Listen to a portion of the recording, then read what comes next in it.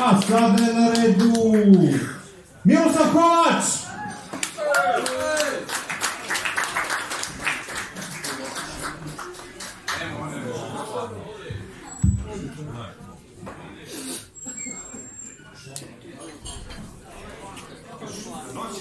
Ne, sad ćemo da pokušamo ponovo. Sad je trebalo da je uključeni.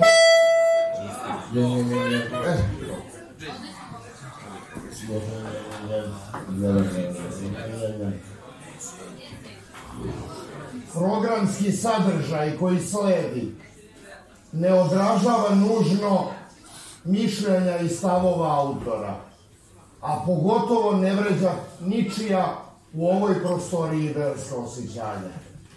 O presvetli Irineju, što ne dođe u Turiju, tamo ima lepije kobaja, a ti kažeš smeta ti ta raja, pa šta smeta? Kažeš smeta postu, ali ne smeta turinskome gostu i ne smeta nama ostalima, ako smijem reći hrišćanima.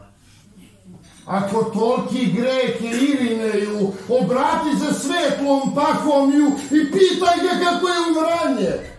Pa sad, 2-3 dečkića više manje, o presvetli, tu nema laganje.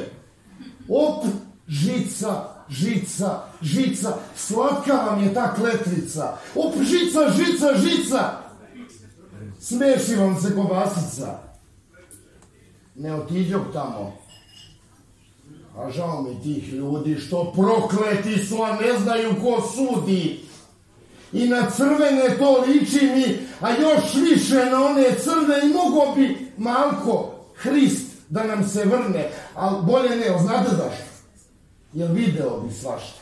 I kako radi prljava ljudska mašta i mrtvačka zvona i naopake kletve. Biće tu Bogme posla za gvozdene metle. Pa uzdravlje Irineju, moj bezgrešni prijatelju. Vidimo se u Turiju da pišemo istoriju i zovem te na kobaju od 2000 metara. Ali već vidim da nam kanda neće pomoći ni 2000 svetijeh Petara. Hvala.